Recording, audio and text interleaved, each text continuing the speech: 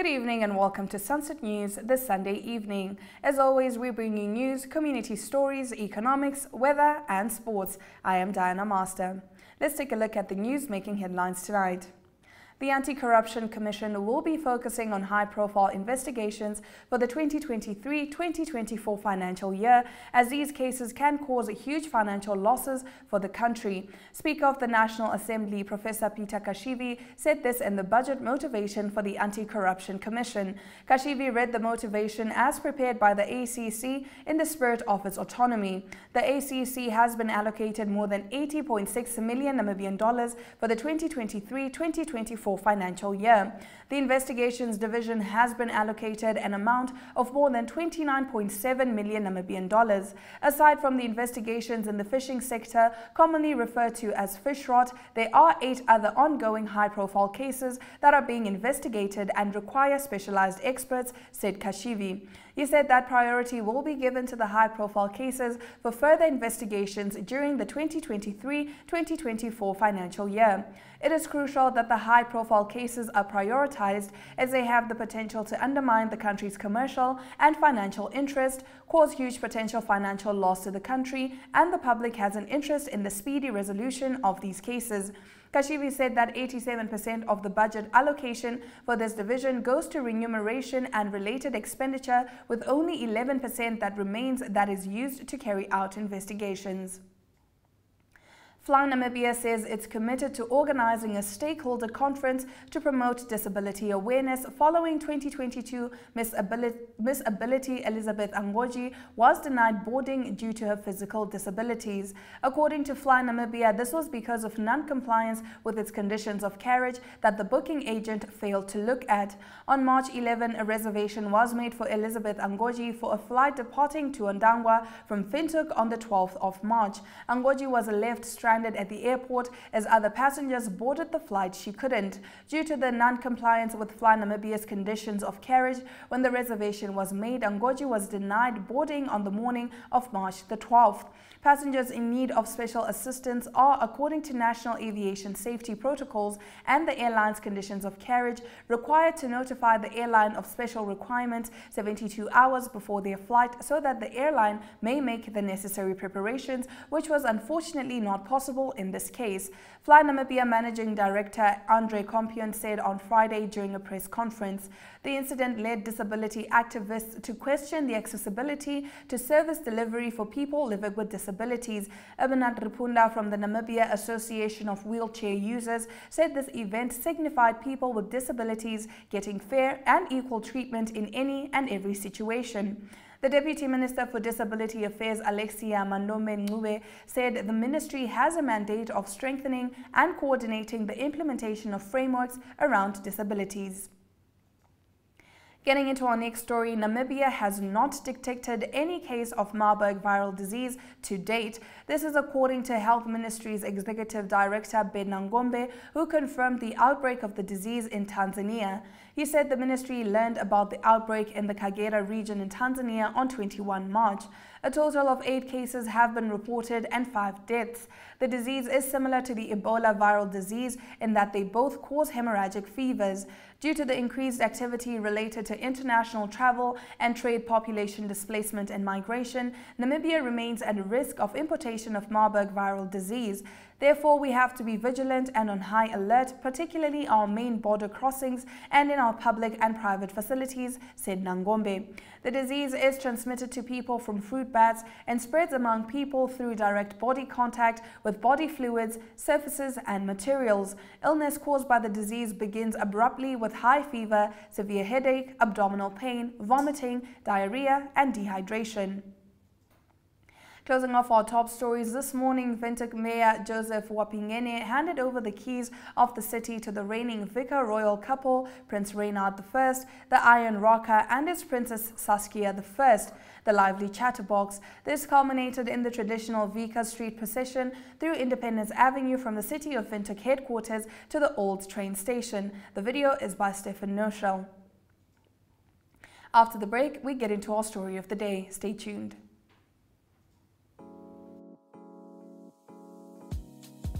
My.NA Property Show provides viewers with the best in-class content. engaging interviews, as well as a showcase of the latest property-related products and services. If you would like to feature your brand or your campaign on this platform, contact my.na at synergy.com.na. My.na Properties, more than just a roof over your head.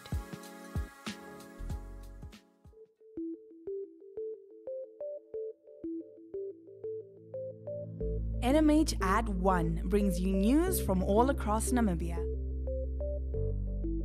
If you would like to feature your brand or campaign on this platform, contact NMH1 at synergy.com.na. NMH Ad 1, your lunchtime news companion.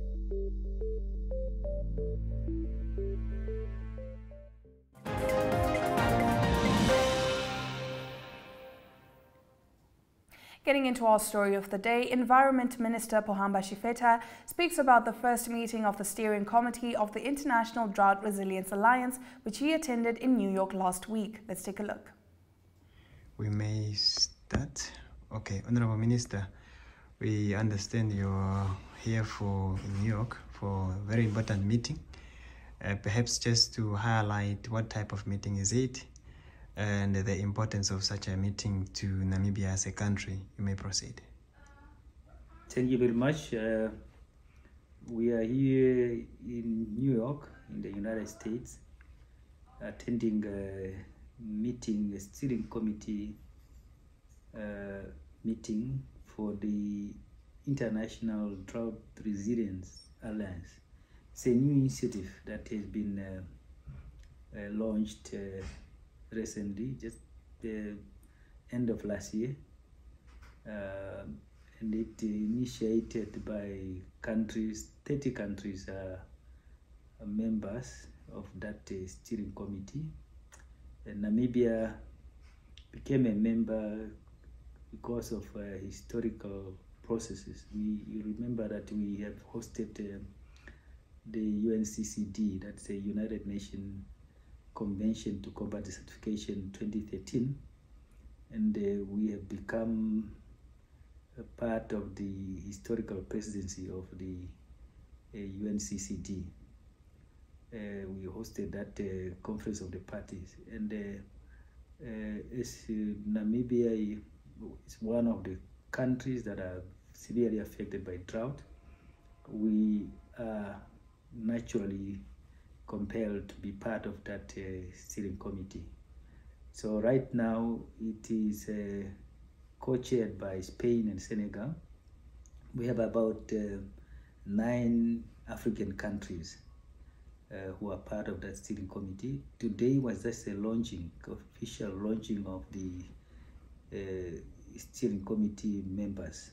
We have about 30 member states of the UN who are members of that steering committee, and it's hosted in the UNCCD, that means in the United Nations Convention to Combat Desertification Office, and it was also attended by Executive Secretary of the UNCCD. This is a very important initiative because we share knowledge. We also look into ways of accelerating the drought resilient resilient programs as an alliance, and also looking at how funding possibly can be sought to fund this initiative. We have also some intergovernmental organizations who are part of that committee, who are of course observers, and funding agencies also part of that, and the private sector too. They are part of that. But the main steering committee is composed of state players, that is now the member state of the UN. Right. Just a follow-up, maybe but a little bit in general, as in what are some of the initiatives that we get from international support that eventually escalate to on the ground to Namibian people in terms of funding? We talk about EIF, some of the projects that come through this type of initiatives and linkages to this type of committees that eventually get to the Namibian people. Can you highlight even one or two? Yes, as you know that Namibia is very, very severely affected by drought, and most of our economic sectors such as agriculture, forestry, tourism and fisheries are the most affected sectors in the country. And those, especially our small-scale farmers who are mostly in the rural areas, are the ones that are more affected. The impact is more severe on those farmers as they are relying on the rain-fed,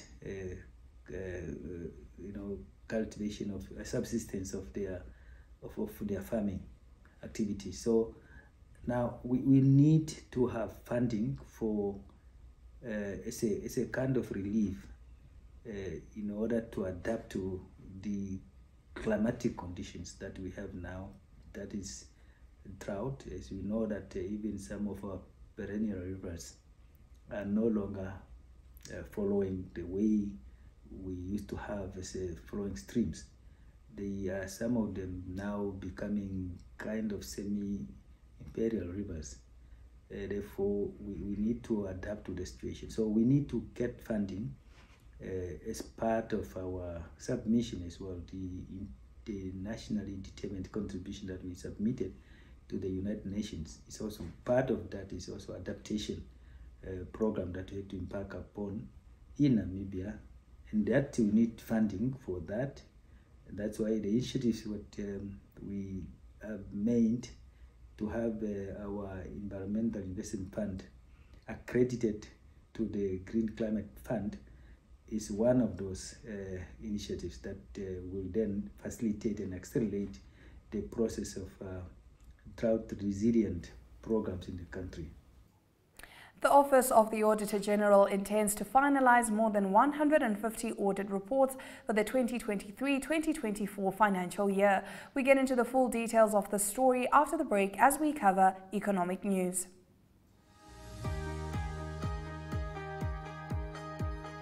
The Regional Review brings you news, views and interviews from NMH correspondents from across the country.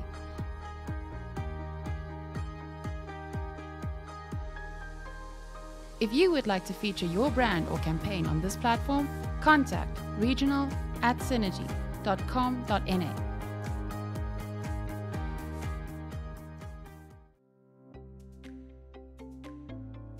Straight Talk is a debate competition for high school learners and a spelling competition for primary school learners, mostly focusing on current affairs among the youth. Contact Zone at synergy.com.na to share your products and services. Straight Talk. Don't raise your voice, improve your argument.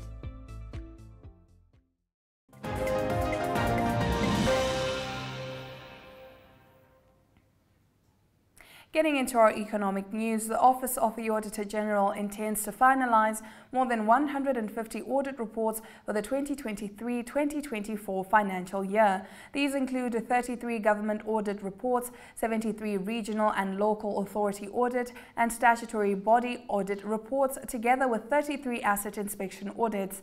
12 specialized audit reports are also planned, which include 3 performance audit reports, 3 environmental audit reports, 2 compliance audit reports, 2 coordinated audits and 2 information system audits.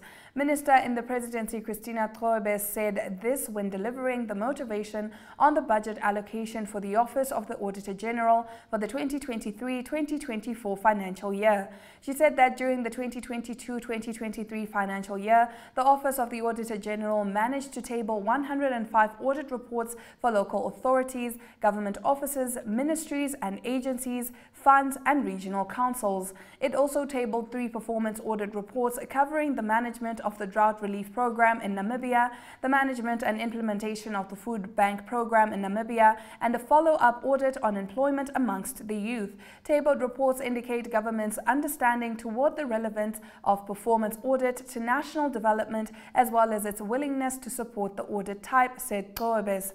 She said that for local governments and regional governments, a total of 67 audits were created and approved. Stick around for international news coming up after the break. Sport Wrap is a daily show focusing on all sport news and current affairs.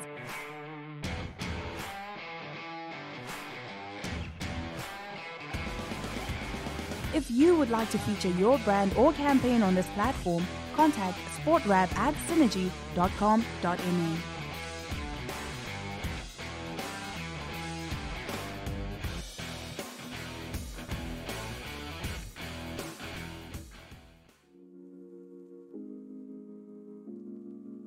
Chill Sessions is an entertainment show that brings you the latest hit, fashion, and entertainment news. If you would like to feature your brand or campaign on this platform, contact chill@synergy.com.na. Chill Sessions, bringing art and entertainment to the people.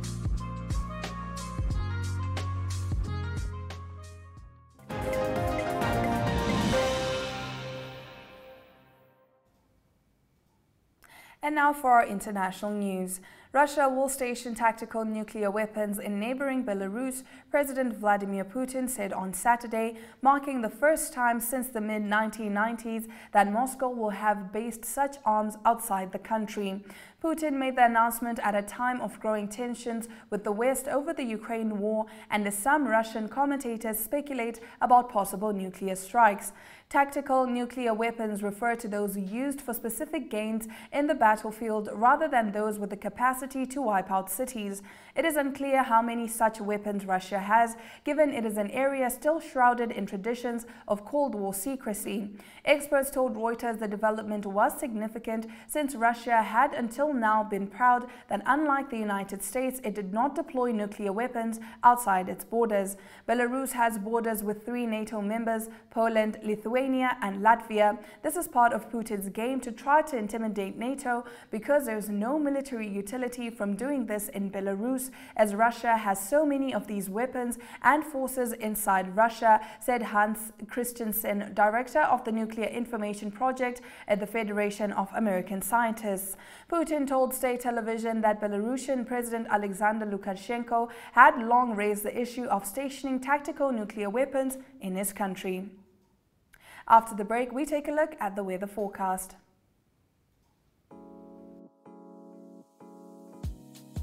My.NA Property Show provides viewers with the best in-class content, engaging interviews, as well as a showcase of the latest property-related products and services. If you would like to feature your brand or your campaign on this platform, contact My.NA at synergy.com.na. My.NA Properties, more than just a roof over your head.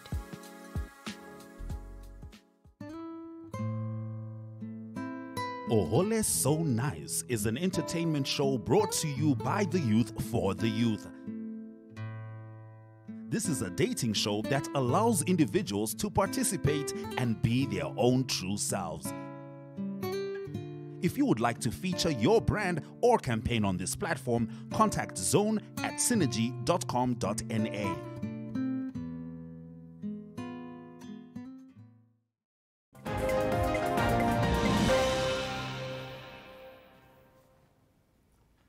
Now let's take a look at the weather predictions. Mostly cloudy weather is expected in Inanna, as well as maximum temperatures of 32 degrees. Some showers can be expected in Ruacana and max temperatures of 29 degrees. Walvis Bay can expect partly cloudy weather and maximum temperature of 21 degrees. The same goes for Henties Bay with expected maximum temperatures of 20 degrees.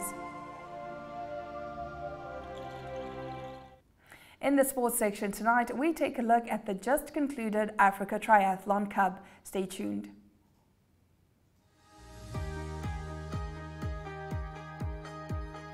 The Regional Review brings you news, views, and interviews from NMH correspondents from across the country.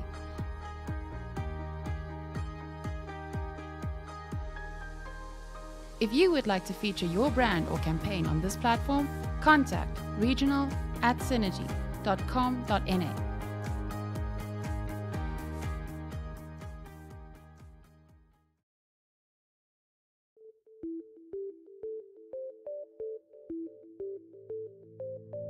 NMH Ad 1 brings you news from all across Namibia. If you would like to feature your brand or campaign on this platform, contact nmh1@synergy.com.na. NMH Ad 1, your lunchtime news companion.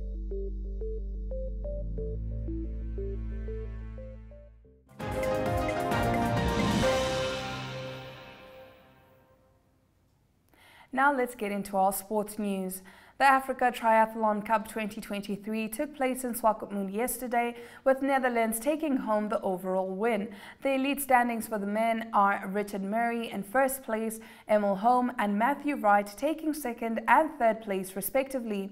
For the women, Barbara de Koning took first place, Rachel Claimer second, and Romana Gajosova taking third. The occasion was made possible by Namibia Triathlon Federation and its anchor sponsors RMB and Prosperity Health. Moving over to some football news, Namibia strengthened their chances of qualifying for the 2023 Africa Cup of Nations after holding Cameroon to a 1-1 draw at the Amadou Ahidjo Stadium in Yaoundé on Friday night. The Brave Warriors took a surprise lead through Peter Shalulile just before their half-hour mark in their Group C qualifier, but they were unable to hold on for victory after Oliver Kemen rescued a point for the indomitable Lions 18 minutes from time. Rigobert Song's side remained top of the group on 4 points, while the Southern Africans moved ahead of Burundi into second place to keep their African hopes alive. Closing off our sports stories, the Border Bulldogs won their first match in the Muzanzi Challenge Provincial Rugby Series, beating the Windhoek Draft Velvetures of Namibia 26-21 in Datsane, East London. The Bulldogs were leading 18-14 at halftime. With some more power up front and accuracy in taking their opportunities, the Namibians could have secured a rare away win over a South African Union, but had to settle for a losing bonus point. After the break, we take a look at the highlights from today's broadcast, just in case you need a quick recap. Sport Wrap is a daily show focusing on all sport news and current affairs.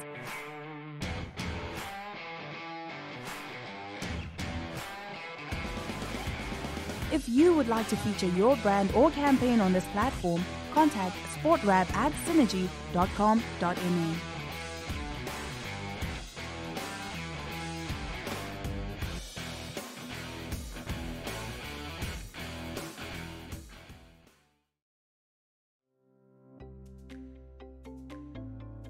Straight Talk is a debate competition for high school learners and a spelling competition for primary school learners, mostly focusing on current affairs among the youth.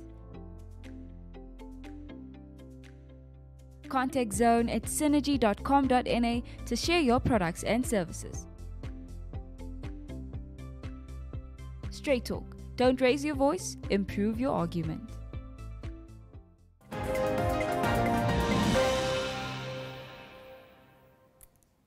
You're watching Sunset News. If you're just joining us, let's take a look at the highlights from today's broadcast. The Anti-Corruption Commission, ACC, will be focusing on high-profile investigations for the 2023-2024 financial year, as these cases can cause huge financial losses for the country. The Office of the Auditor General intends to finalize more than 150 audit reports for the 2023-2024 financial year. These include 33 government audit reports, 73 regional and local authority audit and statutory body audit reports, together with 33 asset inspection audits. In sports, the Africa Triathlon Cup 2023 took place in Swakopmund yesterday, with Netherlands taking home the overall win. And with that, we have come to the end of the broadcast. Make sure you join Sunset News on Facebook and all the NMH platforms on weekdays, as well as on our website, OneUpTwo.com. Sunset News screens on DSTV channel 285 and GoTV channel 94 every weekday from 7:30 to 8 p.m. I am Diana Master, and this has been Sunset News. Don't end your day without us.